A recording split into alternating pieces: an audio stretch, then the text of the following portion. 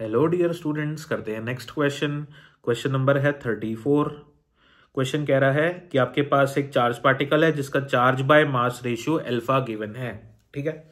और इस charge particle को मैग्नेटिक फील्ड में रखा गया है जिसकी वैल्यू है -b0 k कैप, राइट। और चार्ज पार्टिकल की इनिशियल स्पीड है v0 i कैप, जो कि इस डायरेक्शन में है, मैग्नेटिक फील्ड इस डायरेक्शन में है। तो क्वेश्चन बोल रहा है if the particle passes through 0 y 0, अगर पार्टिकल 0 y 0 मतलब इसमें x भी 0 z भी 0, सिर्फ y कोऑर्डिनेट है, यानी कि ये वाली डिस्टेंस आपकी y है, तो पार्टिकल यहां से बाहर निकलता है। तो क्वेश्चन बोल रहा है कि y की वैल्यू क्या होगी। तो ये आपका पूरा y है and what is this y, so you have to find y, ठीक है। तो पहली बात हम लोग देखते हैं कि चार्ज पार्टिकल मूविंग है, दूसरा मैग्नेटिक फील्ड में है, तो तीसरी चीज कि इस पर मैग्नेटिक फोर्स लगने वाला है। मैग्नेटिक फोर्स कैसे निकालते हैं, क्यू वी क्रॉस पी से निकालते हैं, ठीक है। तो फर्स्ट वेक्टर, ये सेकंड वेक्टर, ये थर्ड वेक्टर, राइट हैंड की फिंगर्स को फर्स्ट वेक्टर की तरफ पॉइंट करो। फर्स्ट वेक्टर है एक्स एक्सिस की तरफ, ठीक है ना। तो फर्स्ट वेक्टर मेरा हो गया एक्स एक्सिस की तरफ, पाम सेकेंड वेक्टर की तरफ पॉइंट करेगा, यानी कि स्क्रीन के अंदर, क्योंकि मैग्नेटिक फील्ड भी अंदर की तरफ है। तो थंब ऊपर की तरफ पॉइंट करेगा, यानी कि इस पे जो फोर्स लगेगा वो ऊपर की तरफ लगेगा। यानी कि मुझे पता है कि जब भी कोई चार्ज पार्टिकल मैग्नेटिक फील्ड में मूव करता है तो वो सर्कुलर मोशन करता है। तो जो थंब होता है ना हमारा, वो उस सर्कुलर मोशन के सेंटर की तरफ पॉइंट करता है।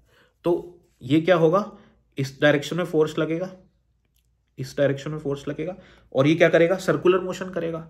अब सर्कुलर मोशन में क्या होगा, फोर्स हमेशा कहां लगता है, सर्कुलर मोशन में हमेशा फोर्स सेंटर की तरफ लगता है। तो सेंटर की तरफ लगता है, तो ये वाली लेंथ इसकी रेडियस हो जाएगी।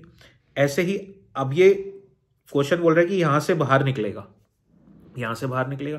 अगर ये यहां से बाहर निकल रहा है तो ये कुछ ऐसे घूम रहा होगा, आई बात समझ में।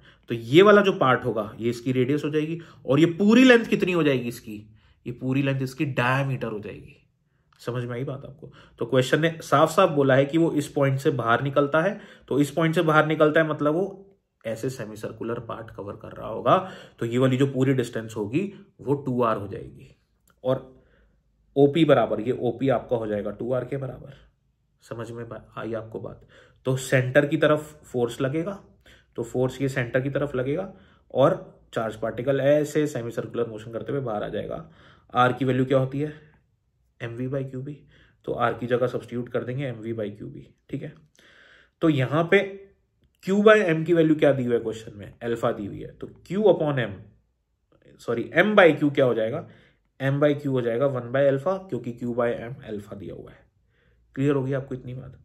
तो आर की वैल्यू क्या हो गई, v/ में अल्फा बीटा, तो ये आर की वैल्यू हम यहां सब्स्टिट्यूट कर देते हैं, तो हमारा आंसर आ जाएगा 2 × v0 में अल्फा बीटा नॉट।